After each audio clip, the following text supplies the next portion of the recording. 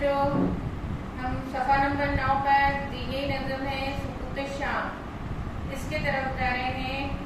شاعر جو ہے ہمارے حامد اللہ افضل میرٹھی، ان کی پہلی بات کیا ہے یہ دیکھو۔ پرانے زمانے ہی سے رات اور دن کے 24 گھنٹے مقرر ہیں، جنہیں 8 پہروں میں تقسیم کیا گیا ہے۔ 3 گھنٹوں کا ایک پہر ہوتا ہے۔ ہم نے اپنی سہولت کے لیے ان کو الگ الگ نام دیے ہیں، مثلاً صبح، دوپہر، سہ پہر، شام اور رات کے 4 پہر۔ صبح، دوپہر، سہ پہر، شام اور رات میں طرح طرح کی تبدیلیاں واقع ہوتی ہیں۔ ذیل کی نظر میں شاعر نے شام کے وقت پیش آنے والے واقعات کا باریک بینی سے مشاہدہ کر کے انہیں خوبصورت انداز میں پیش کیا ہے۔ اب دیکھیں گے حامد اللہ افضل جو ہیں ان کی جان پہچان، ان سے جان پہچان کرتے ہیں۔ حامد اللہ افضل میرٹھی 29 نومبر 1895 کو میرٹھ میں پیدا ہوئے۔ ان کی ابتدائی تعلیم میرٹھ کے مدرسہ عالیہ اور دارالعلوم دیوبند میں ہوئی۔ ڈپٹی نذیر احمد کی نگرانی میں انہوں نے 2 برس تک دلی میں عربی تعلیم حاصل کی۔ افسر نے علی گڑھ سے نو بہار نامی ایک رسالہ بھی جاری کیا تھا۔ انہوں نے بچوں کے لیے دلچسپ نظمیں اور مفید مضامین بھی لکھے ہیں۔ پیام روح اور جواہر رواں ان کے شاعری مجموعے ہیں۔ حیات گاندھی، ماہ نور اور آسمان کا سایہ ان کے قابل ذکر کتابیں ہیں۔ 19 اپریل 1974 کو لکھنؤ میں ان کا انتقال ہوا۔ نظم کی طرف آتے ہیں۔ نظم دیکھیے بچوں۔ سکوت شام ہے خاموش بستی ہو جاتی ہے، سکوت شام ہے خاموش بستی ہو جاتی ہے، مؤذن کی صدا ہلکی ہوا کے ساتھ آتی ہے، صبا پتوں سے مل کر سہانے گیت گاتی ہے کہ اب درماند دن کو رات پہلو میں سلاتی ہے، کہ اب درماندہ دن کو رات پہلو میں سلاتی ہے۔ سرور و انبساط و لطف کے ہمراہ شام آئی، نوید امن و راحت لائی، پیغام سکون لائی۔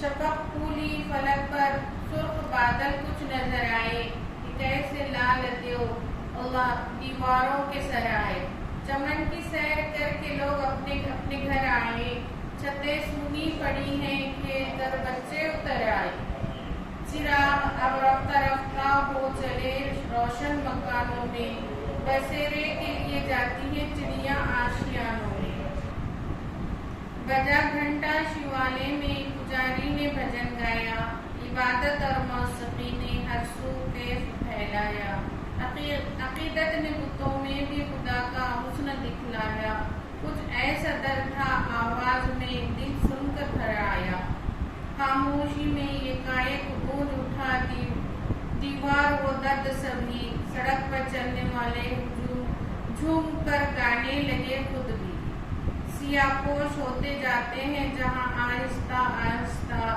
اندھیرا ہو چلا ہے حکمراں آہستہ آہستہ، مٹ جاتا ہے اب دن کا نشاں آہستہ آہستہ، لے آتی ہے شب امن و امان آہستہ آہستہ، خاموشی چھا رہی ہے شور و غل کم ہوتا جاتا ہے، اجالا گھٹ چلا تاریک عالم ہوتا جاتا ہے۔ پیارے بچوں، نظم کا خلاصہ تھوڑا سا کرتے ہوئے چلیں گے ہم۔ سکوت شام ہے خاموش بستی ہوتی جاتی ہے، مؤذن کی صدا ہلکی ہوا کے ساتھ آتی ہے۔ یہاں سے ہماری نظم شروع ہو رہی ہے تو شاعر نے کیا کہا ہے؟ شام کی پرسکون فضا میں پیش آنے والے واقعات شاعر بڑے ہی خوبصورت انداز میں بیان کر رہے ہیں۔ ان کو سمجھ میں آ رہا ہے نا؟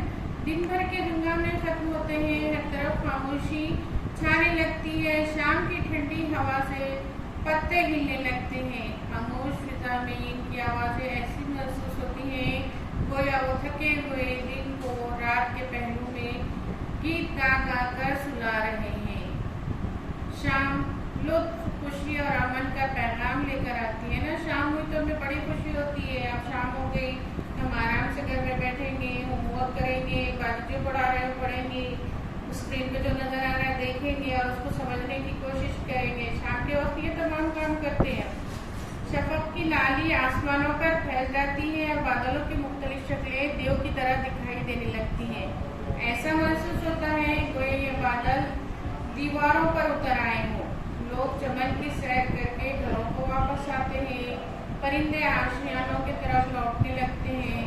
مؤذن کی آواز سنائی دیتی ہے. مندروں میں پجاری بھجن گاتے ہیں اور ذرا شام کا دھندلا پھیلا جاتا ہے. بچوں، ہر مذہب کے لوگ کیا ہے شام کے وقت اپنے اللہ کو یاد کرتے ہیں. اپنے مذہب کی جو باتیں بتائی جاتی ہیں ان کو پورا کر آرام کرتے ہیں. تو ہم بھی کوشش کریں گے کہ تمام دن ہم جو کام کریں اس کا تھوڑا سا جائزہ لیں اور سونے سے پہلے اللہ کو یاد کریں. جماعت حکم کے پیارے بچوں، آپ ہماری نظم کو غور سے سن رہے ہیں. ہم آپ سے امید کر رہے ہیں کہ باقی جو بھی نظم پڑھ رہے ہیں آپ اس کو غور سے سن رہے ہیں، دیا ہوا خلاصہ بھی دیکھ رہے ہیں. ساتھ ہی ساتھ باقی جو بھی کرنے کے لیے کہہ رہے ہیں اس پر عمل بھی کرتے جائیں گے. ہم الفاظ بانے آپ کے سامنے دہرا رہے ہیں. آپ بھی کیا کیجیے، باقی جو الفاظ بانے پڑھ رہے ہیں اس کو دہرائیے.